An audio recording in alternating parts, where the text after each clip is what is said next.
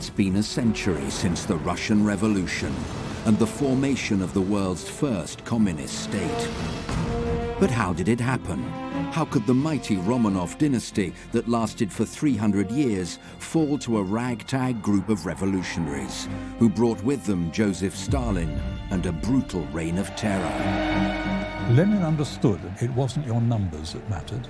It wasn't your popular support that mattered. You just paralyzed the country by occupying the key points, and then you take over.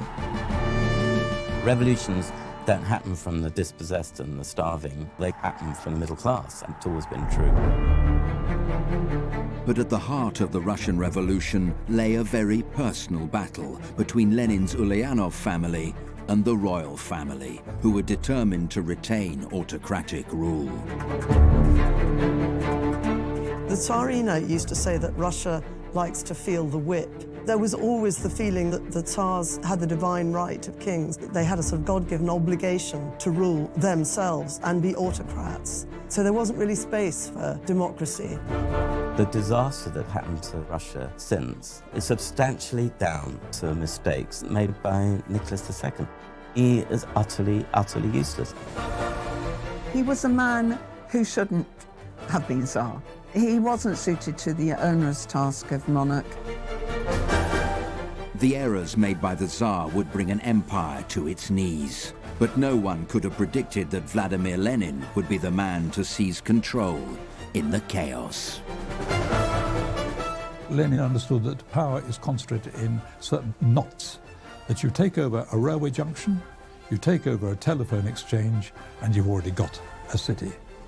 Lenin was in a tradition of Russian leadership and was a very strong part of it. He had a profound effect on Russia that we are really still feeling now. 1917, in a sense, recasts the ideological map of Europe. As the century progresses, the ideological map of the world.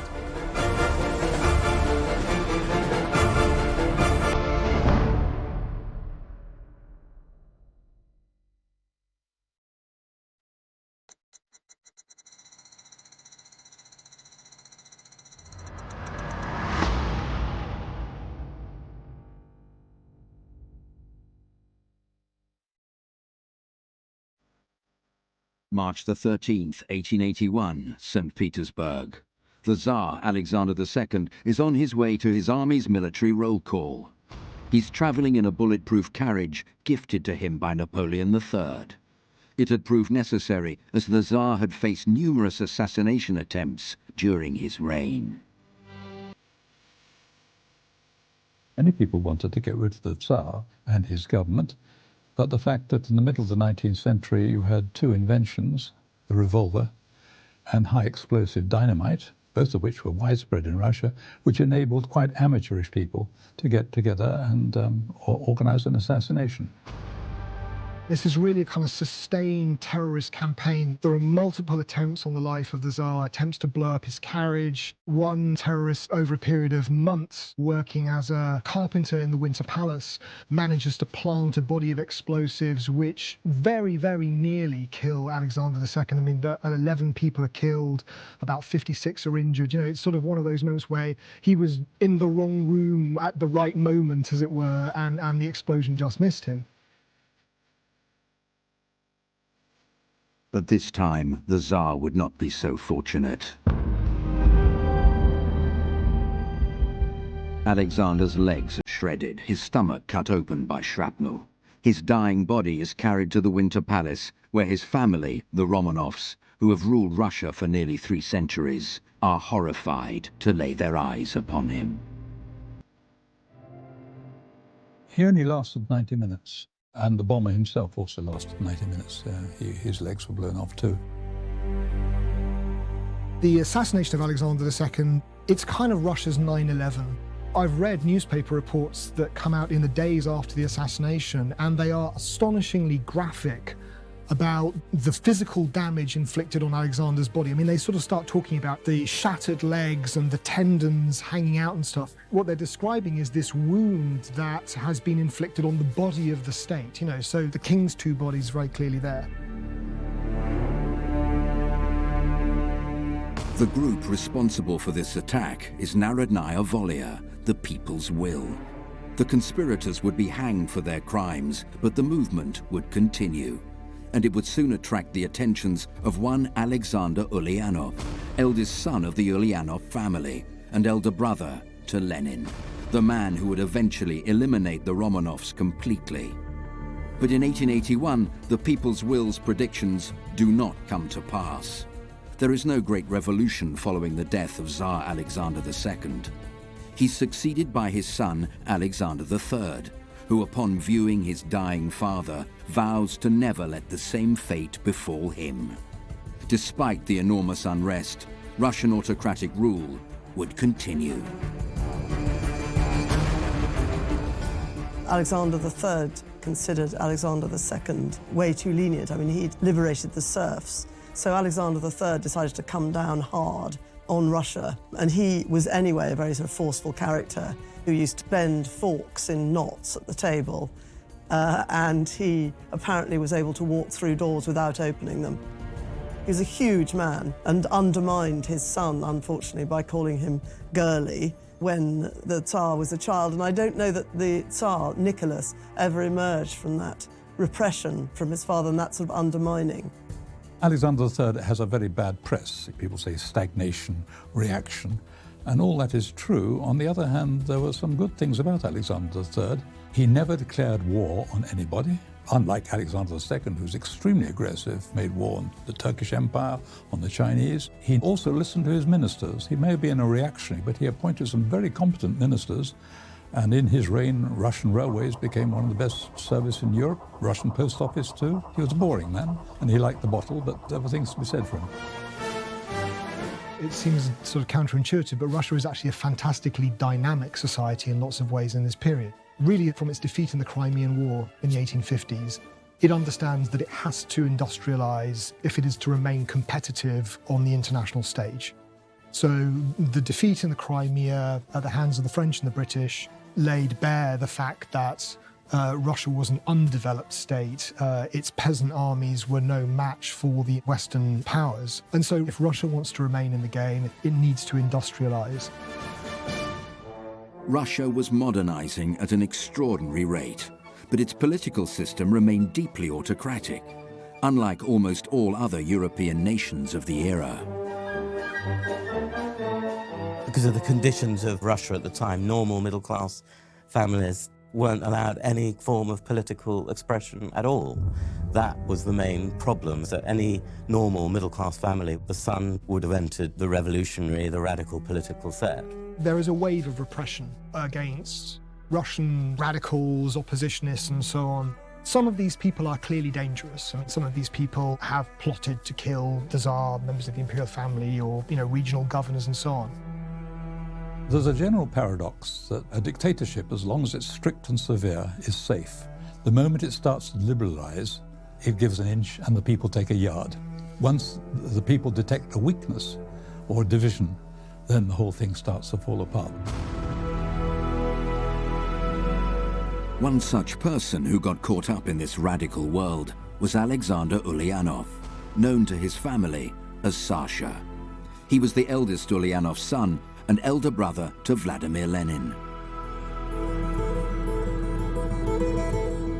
The Ulyanov family was not a typical family. There was a very small caste of civil servants in Russia, and the father was a schools inspector, and he'd reached the position in the civil service that gave him the rank of a noble. That was a very, very small percentage of people in Russia, but they weren't that rich. Lenin's elder brother, like Lenin himself, brilliant intellectually, covered in gold medals from school and university, and he joined a student group, and they decided to make a bomb and attempt to kill Alexander III.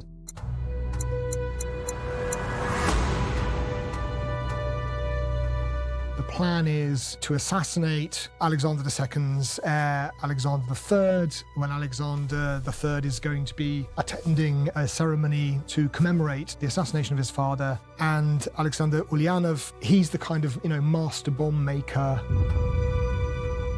The People's Will was more of a mystic than an ideological association. The idea, if we bring down the very top, they'll all be so terrified that the system will disintegrate, and there'll be a sort of peasant uprising out of which a new order will arise. But they had begun to read Marx trouble with reading Marx, of course, is Marx predicted the last place there'd be a revolution would be Russia. So it was still that romantic idea of kill the Tsar and everything will naturally reform. A bomb that's packed with pieces of metal that have been dipped in strychnine to inflict maximum number of fatalities. I mean, that's worth remembering. But the plan is undone by the Okhrana, and they have wind of the attempt on the Tsar's life, and the terrorists are arrested and rounded up within a matter of days. Of course, they were sentenced to death. Alexander III very generously said, "Those that repent, I will reprieve.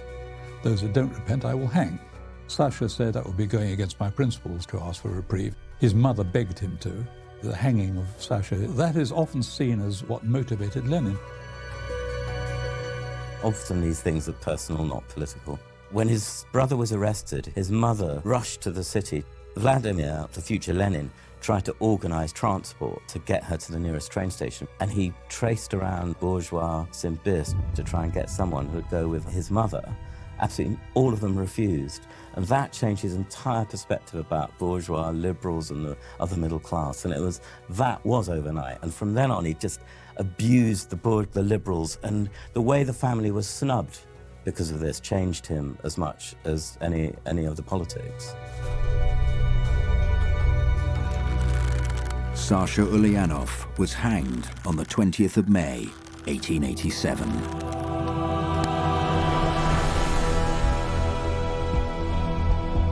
Lenin entered the underground revolutionary movements following the path laid out by his brother.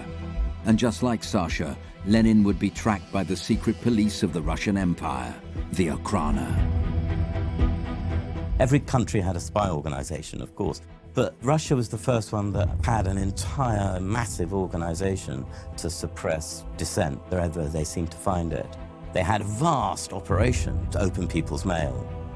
The Russian secret police had agents everywhere. It not only had departments in St. Petersburg and Moscow and most of the main cities, it had a French department as well, keeping an eye on the exiles. The Okhrana were always keeping an eye on them and tailing them around Europe. You had to stay one move ahead.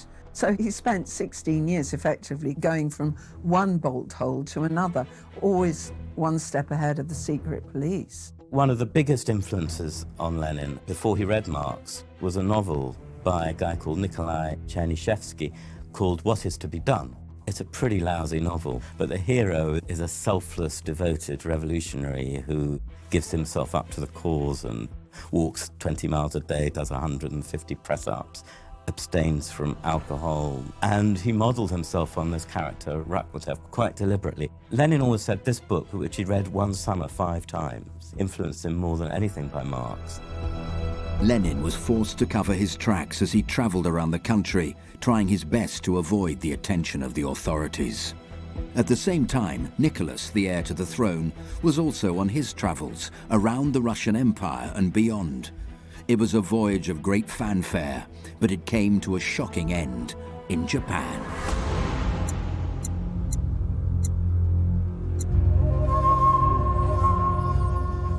His father tried to give him some responsibility, decided it wouldn't do any harm to put him in charge of the Trans-Siberian Railway. So he crossed Siberia, went all the way to Vladivostok, and then he was sent on a mission to Japan, which ended disastrously because Nicholas was suddenly attacked by a Japanese policeman, Suda Sanzo, who took out his saber and slashed him on the head, and actually did quite a considerable amount of damage. Ulyanovs, as far as I could see, was a bit of a one-off. I didn't feel that it was a movement amongst the Japanese against the Tsar, who the Japanese themselves were horrified by. Japan had only been open to Europeans for about 35 years, and there was a general xenophobic suspicion. This Japanese policeman thought himself as a samurai defending Japanese honor. Nicholas took it very well. He just stood there smoking, refused even to sit down to be bandaged, but in fact a large part of his skull had been cut out, and he suffered from headaches ever afterwards. And it may well have prejudiced him against the Japanese, because after that, in his correspondence, he refers to the Japanese as makaks, as monkeys. And he became convinced that they were utterly inferior to the Russians and therefore could easily be conquered in any future war. The Otsu incident may have been a near miss for the Romanov family, but it was a foreboding of things to come. Just a couple of years later, Tsar Alexander III would suddenly fall ill. He passed away at the age of just 49, leaving behind his thoroughly unprepared son Nicholas to inherit the throne.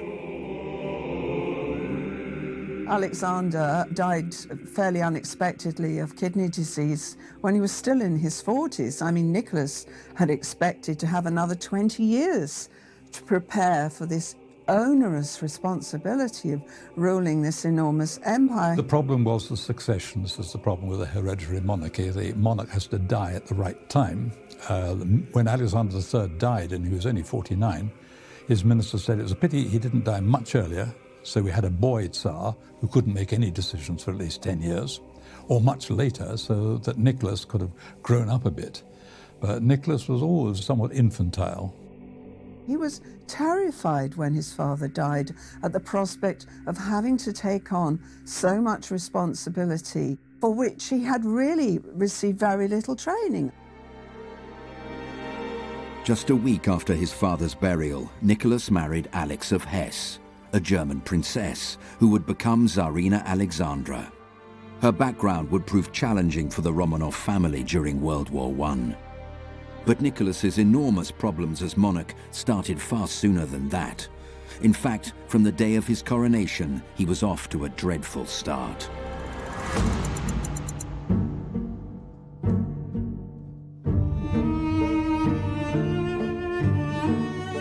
At his coronation in Moscow in 1896, there was a big park called Khadinka in western Moscow, and the government had arranged for coronation mugs and little bags of goodies to be given out.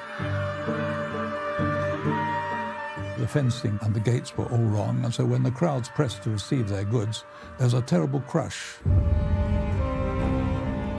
Some 1,500 people died, and that was a terrible tragedy. That night, there was a party at the French embassy, and he didn't want to go to it, but he was persuaded to go to the event, and it was forever held against him as deeply insensitive.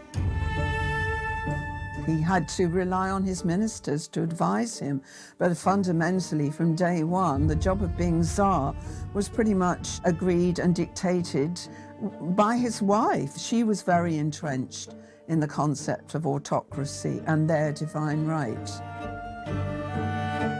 Nicholas was struggling in his new role as Tsar, but the man who would eventually replace him as ruler of Russia was in a far worse predicament. Lenin had been captured by the authorities and was charged with sedition. In 1897, he was sent to exile in Siberia for 3 years, which could often be a far less challenging experience than might at first appear. He was sent to the quite pleasant town of Minusинsk. He had his wife with him, he had his mother-in-law, he had a monthly allowance on which he could keep a cow, and a serving maid. He had a maid of 12 whom he paid 1 ruble a month and kept her in a sort of cage under the stairs. So much for Bolshevik egalitarianism. He writes home saying that he's ice skating and shooting and maintains this phenomenal level of correspondence with a kind of conspiratorial network now that really stretches across the Russian Empire and beyond to Europe. Once you were there, you were housed quite nicely. In Russia, people never felt that prisoners were to be avoided. Have a friendly chat with a murderer. People used to go to the prisons at Easter as people go to the zoo to feed the animals. It was not a bad life. Lenin's exile ended in 1900. He would soon begin his travels across Western Europe, where he would meet other Marxists and dissidents who were planning the downfall of the Russian monarchy. But for now, Lenin and these agitators seemed insignificant. There were far more pressing concerns. The Russian Empire was surrounded on 2 sides by rising military powers. To the west, Kaiser Wilhelm, under whose rule Germany had been unified in 1871. To the east, Emperor Meiji, whose restoration of Japan in 1868 had forged another rapidly industrializing state. The first battle would be with Japan in 1904.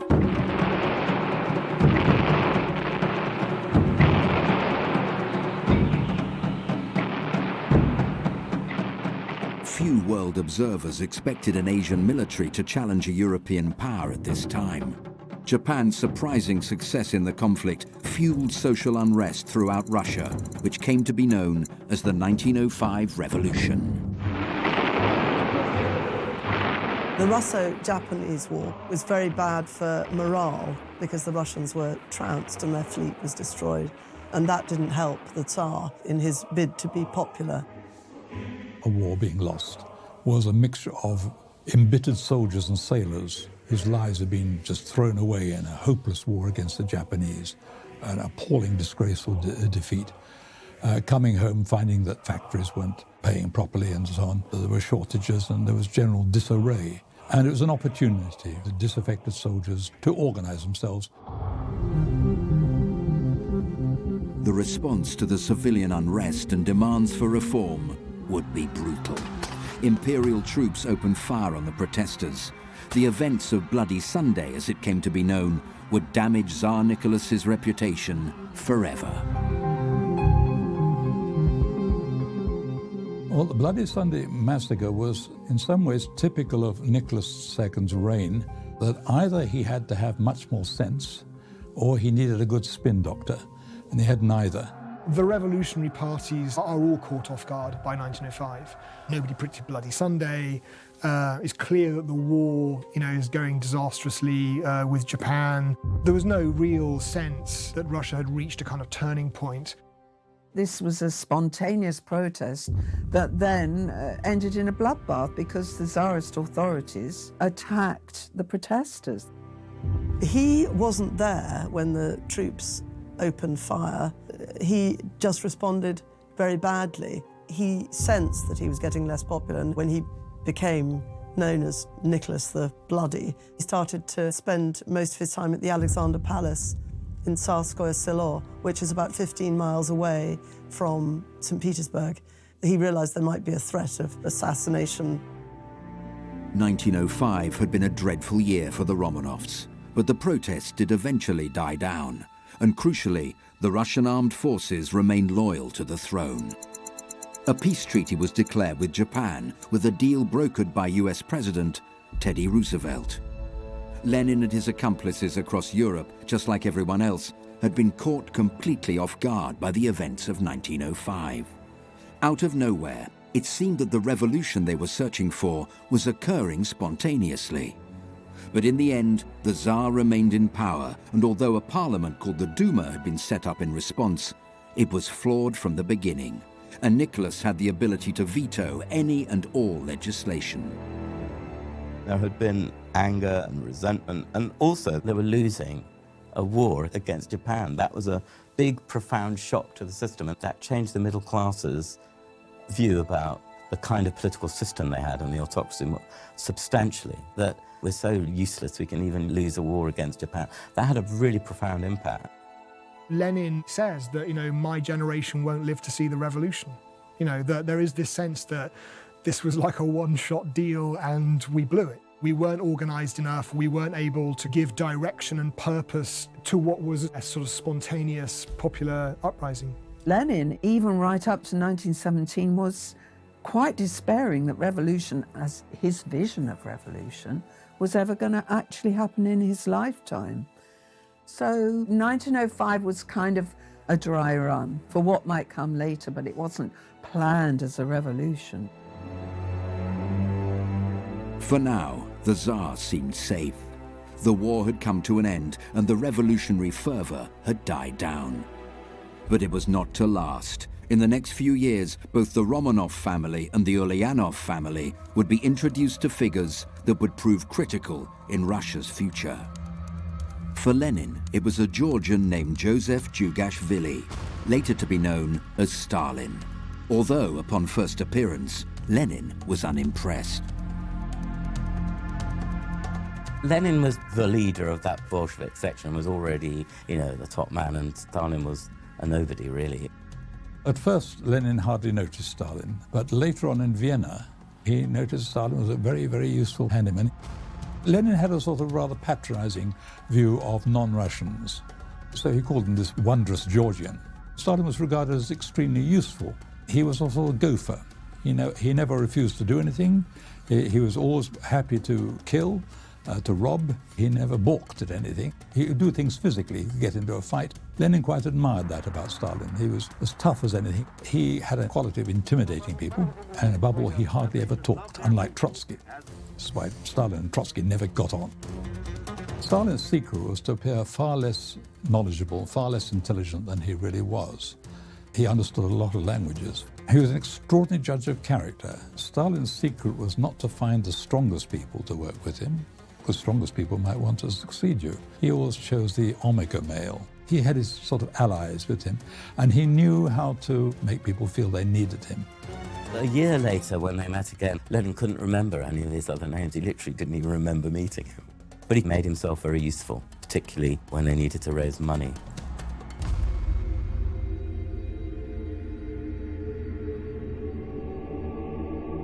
The Romanovs were also about to come into contact with a mysterious figure from the fringes of the Russian Empire, Rasputin. Tsar Nicholas's only son Alexei, the heir to the throne, had been diagnosed with haemophilia. The Tsar and Tsarina were searching for anyone who could help their ailing son, and Rasputin seemed to be the only figure who was capable of doing so. He met them initially at a tea with the so-called Black Sisters, who were the Montenegrin princesses, Militsa and Anastasia, who had invited him to Militsa's palace for tea.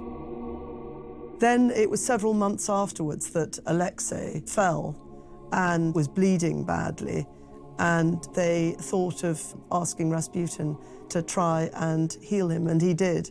But the questions always remain as to how he cured him, or even if he did, or whether he just calmed the Tsarina down because she believed he was a man of God. There's also an interesting thing that aspirin was beginning to be used as a painkiller, and Rasputin was always very against medication, and he recommended they not use aspirin, and that might have helped.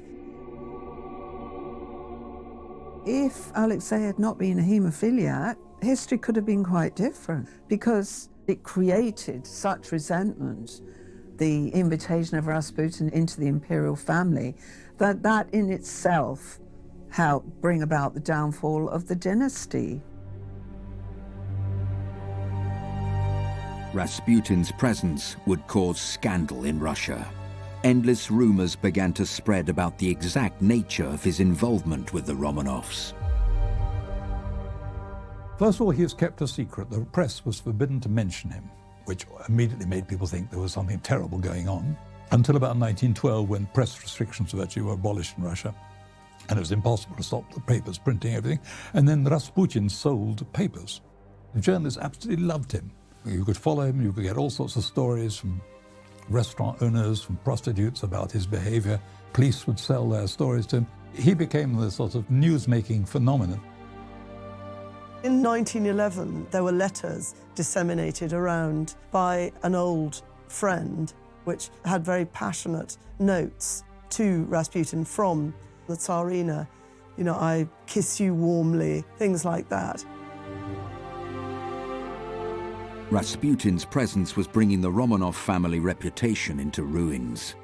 But in 1913, a chance to repair some of the damage seemed possible. That year marked 300 years of Romanov rule, and huge tercentenary celebrations were planned that would hopefully boost public morale. However, yet another assassination attempt would soon undo everything.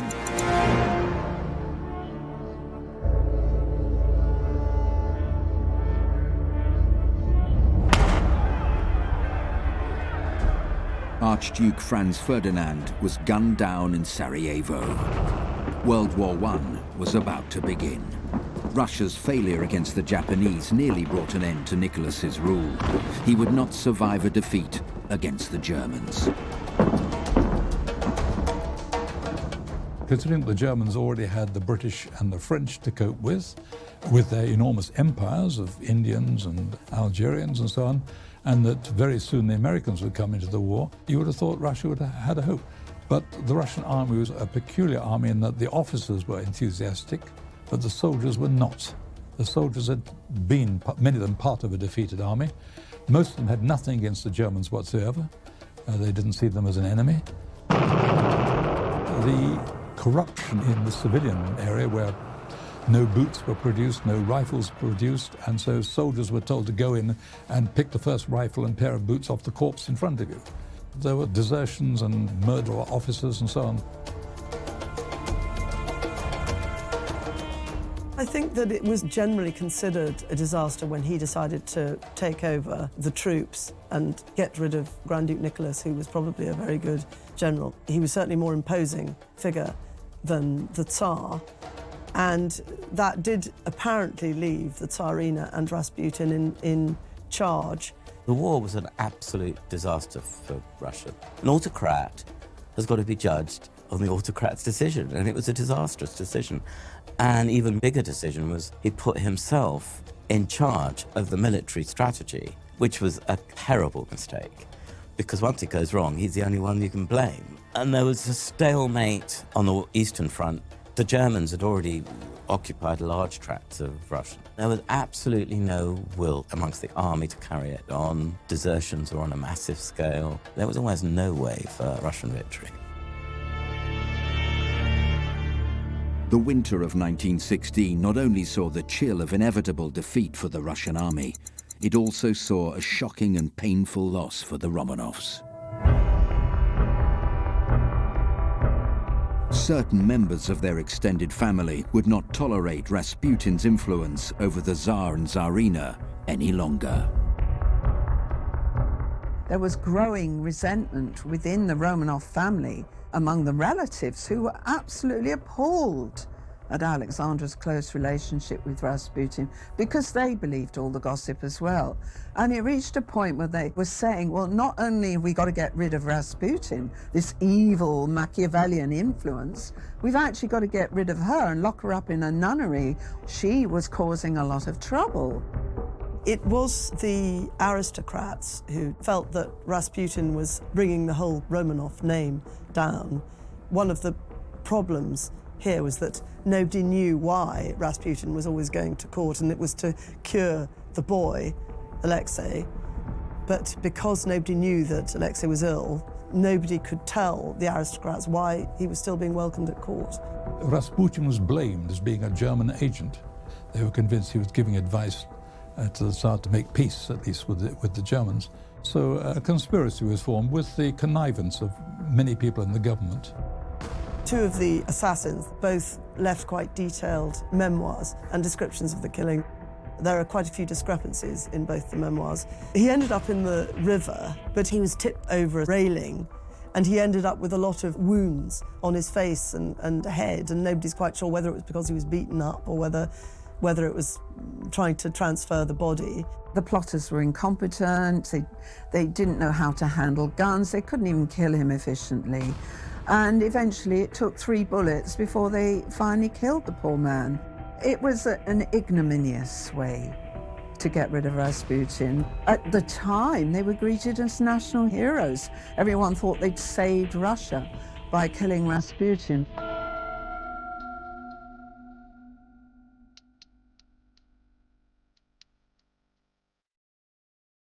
Rasputin's time at court had come to an end in brutal fashion, and it would not be long before the Romanovs themselves would also be seen off in equally bloody circumstances. Just as in 1905, during the disasters of the Russo-Japanese War, civil unrest was about to break out in Russia. The historic city of St. Petersburg would see the beginnings of the February Revolution. It had been renamed Petrograd, literally Peter's City, in 1914, as St. Petersburg had been thought too Germanic a name at a time of war. But the new designation did nothing to contain the revolutionary fervor that was unleashed in the city. It soon became so overwhelming that Tsar Nicholas II was forced to step down.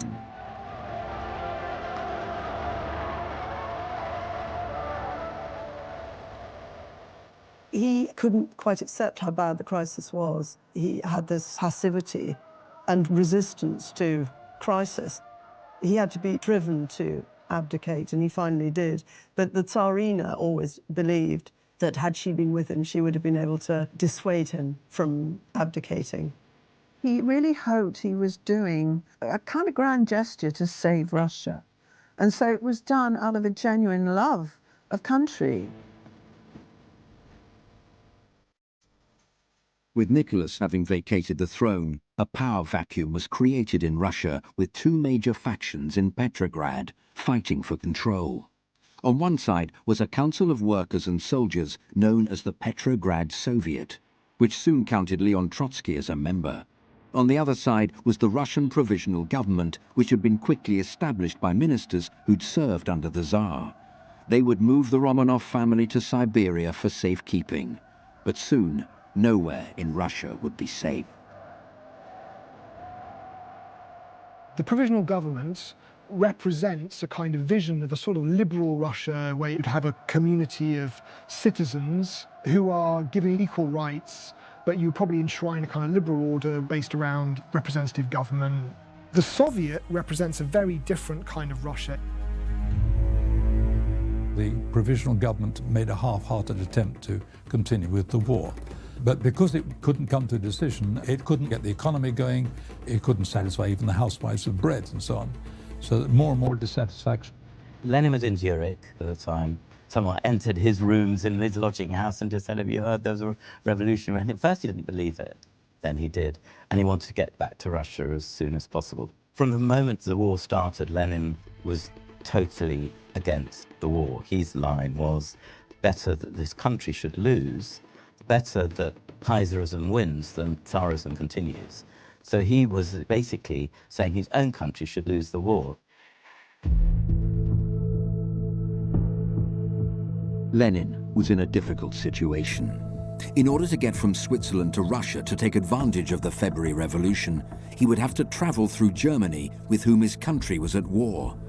A complicated deal would have to be brokered. I would say it wasn't Lenin who made his move, it was the German High Command that made the move. He'd been offered kind of inducements from the Germans. They'd offered him money and he'd always refused it. But now he was less scrupulous. He agreed the famous sealed train through Germany. In the German point of view, it seemed like a perfectly reasonable tactic. Lenin didn't make the deal. Lenin never got his hands dirty. Lenin never directly did something that might be politically damaging. The deal to get him and his cohort of followers back to Russia when revolution broke was negotiated by intermediaries. So he had to go on this tortuous journey up through Germany, across to Sweden, all the way up through Sweden to Finland and down.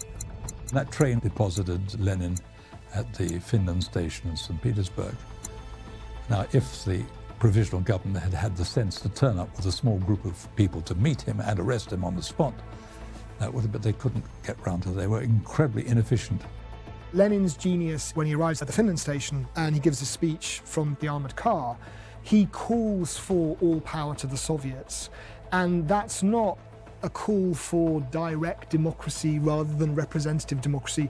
That's a call for this much more brutal, exclusive vision of a revolutionary future in which everyone who was on top before will now be at the bottom. The dual power system meant that everything had to be agreed by the Soviet and the provisional government, which led to paralysis. Lenin was very, very good at using this. He was incredibly skillful at the black arts and propaganda, and used it rather brilliantly, and he loved the revolution, this part of the revolution. The Bolsheviks do nearly overplay their hand. You know, in the July days, they do try to stage an uprising in Petrograd, and it is crushed. In the middle of July, Lenin is charged with treason. There is information coming out about money that the Bolsheviks accepted from the Germans. So he's under arrest and he escapes to Finland and is out of the country for quite a lot of the while, then comes back and insists there is no power in this country. Let's take over the railway station and the post offices, and power is ours. It's there for the taking. Take it from the street. We can do it.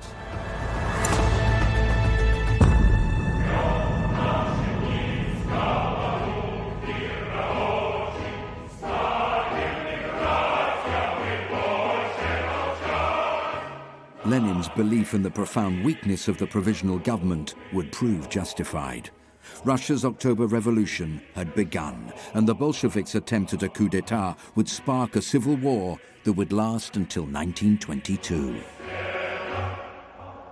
Without Lenin, there wouldn't have been a Bolshevik revolution, and there wouldn't have been any second revolution.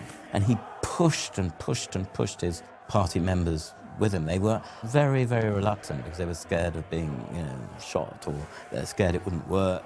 There wasn't one particular spark that week or that month that led it. It was Lenin saying, this is our chance. Lenin's regime is a government that's born in war. So it's helpful to think about the period, I think, from 1914 to 1921 as one of continuous warfare. The Bolshevik Party at the beginning of 1917 is about 20,000 people. By the end of the Civil War, it's about 1.3 million.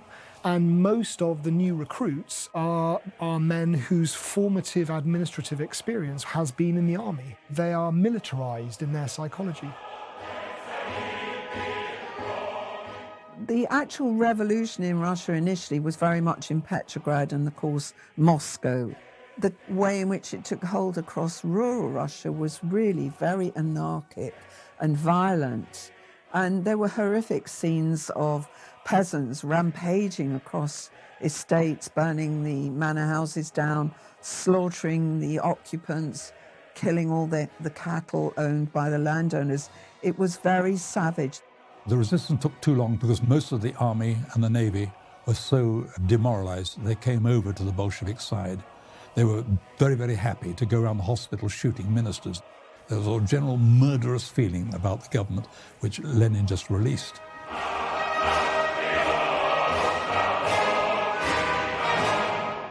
Lenin was quickly becoming the most powerful man in Russia. He'd agreed to an end to the war with Germany with the Treaty of Brest-Litovsk, and his new secret police were commencing a strategy of violent repression that would become known as the Red Terror. The now deposed Romanov family were being held in safekeeping by the provisional government. Attempts had been made to send them into exile, but the efforts were to no avail. Soon, the Tsar, his wife and children, and his last remaining staff were captured by the Bolshevik forces and sent to Ekaterinburg, where they were kept in strict isolation. At around midnight on July the 17th, 1918, the family were awoken and escorted into the basement of the house.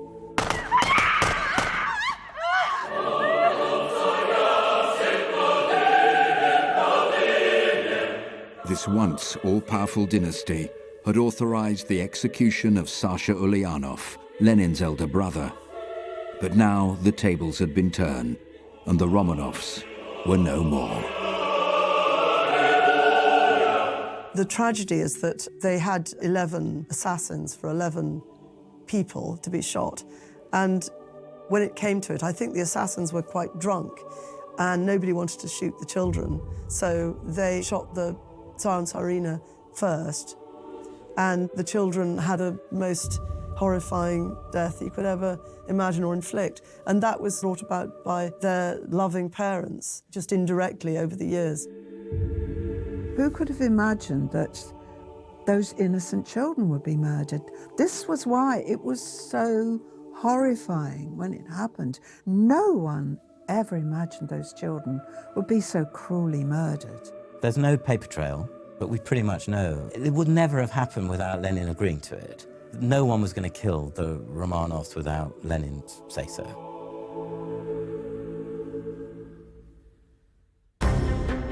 Nicholas II's mother, the Dowager Empress, was able to escape the carnage on a ship leaving from the Crimea, along with other members of the extended Romanov family.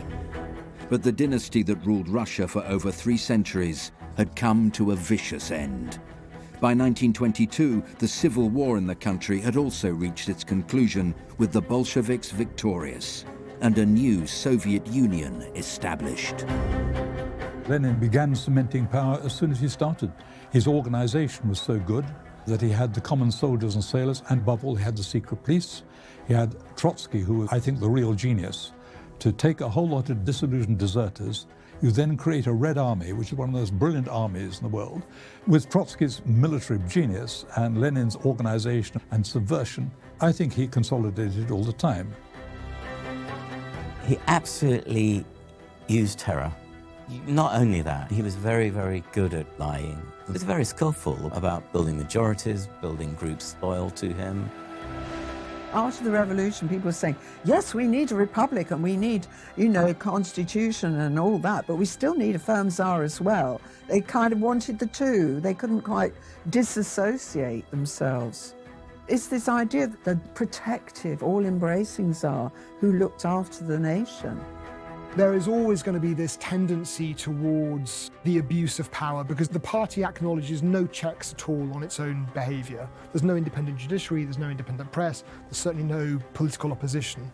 So there is always going to be this kind of tendency towards a sort of degeneration into ever more absolute power.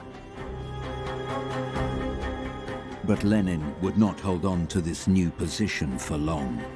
He suffered a debilitating series of strokes and died on the 21st of January, 1924. Joseph Djugashvili, now known as Joseph Stalin, saw an opportunity laid out before him. The Russian Revolution of 1917 changed the world forever.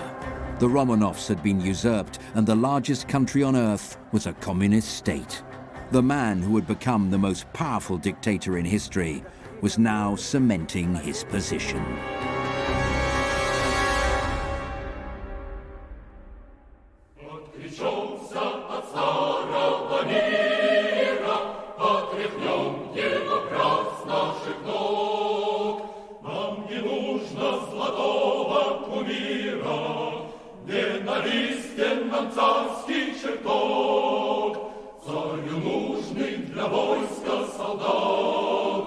Отдавайте ему сыновей, раздайся, кричмейский народ.